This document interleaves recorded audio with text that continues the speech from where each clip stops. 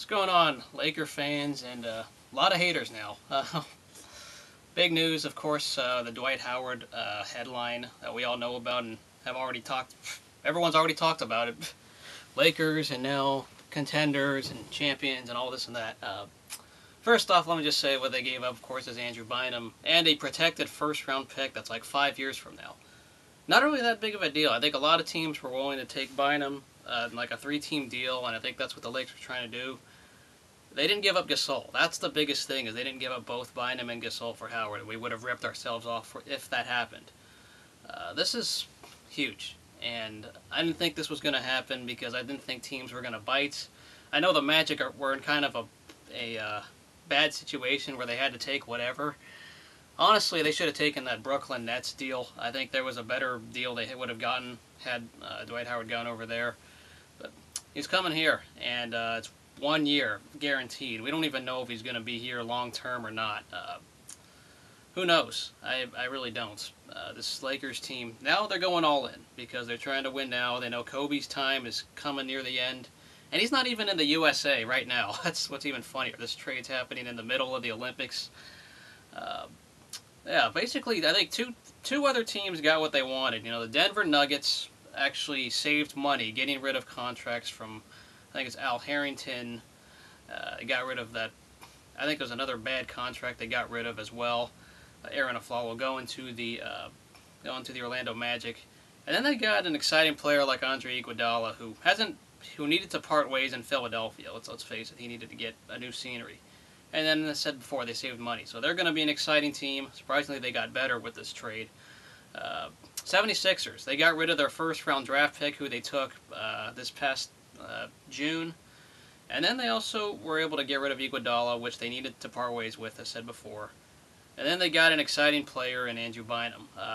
They're willing to take that risk because they're one center away from being a legit Eastern team. And I know the Eastern Conference, it's all about the Heat and nothing else, but 76ers got better with this deal as well. They also should be pretty excited with Jason Richardson, who's a little overpaid, but he's a veteran. He's quality shooting guard. 76ers are one of those up-and-coming teams, so they got a decent part of the deal. The only deal this doesn't make sense for is the Orlando Magic. And they got 3 protected first-round picks and a bunch of players who I don't think are going to make that big of an impact in rebuilding. The Nets deal, I think they would have gotten 4 unprotected picks. Would have been a much better deal than this current deal that they're getting. I don't know. If you're a Magic fan, I know some of you are happy that the deal is over with. You know, Oni Kuno and Falls Bills Magic. I'd like to hear from you guys on this. But the drama's finally over. Dwight Howard going to Los Angeles, and last time a big man came from the Magic, he was an LSU person and he wore 34 for the Lakers.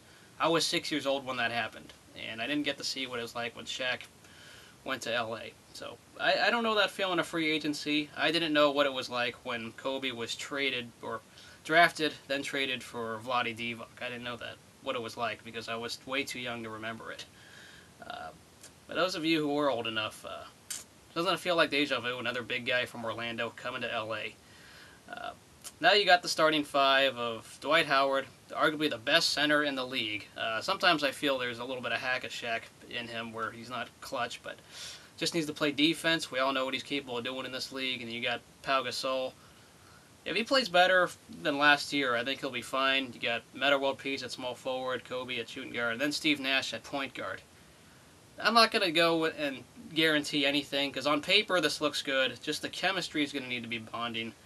And then there's the question of depth. What do the Lakers have depth-wise? You know, the only thing good in the bench they got is Jordan Hill and probably Antoine Jamison being okay. I think those two will be decent down low. But the backup guards, I don't think the Lakers have a backup guard. It's actually a little scary. They'll be running with 7 people, maybe 8 people per game. And the depth, very, very questionable now. But otherwise, the starting 5 on paper look very, very good. And not exactly ancient old like the 2004 team, but that had Gary Payton and Karl Malone. But I'm happy. I'm not going to say they're the best team right now in the NBA because that they haven't played games yet. I think they're the 3rd best team right now, probably behind the Heat and behind the Thunder for now, because they don't have the chemistry that those two teams have. But the Lakers are right in the mix. They're one of those top 5 teams in the league again, and we'll see what happens. I think a lot of the NBA as a whole, it kind of sucks if you're not a fan of 5 or 6 different teams. If you're part of that other 24 or 25, you're screwed. The Magic, I feel very bad with what they've got in return. Not exactly good. But 5 teams are up and coming. It's just interesting because now the Lakers have 2 guys that are quality in their prime, and Kobe and Dwight Howard. And now they have, Steve Nash, who should be a better point guard than what we've had in the past.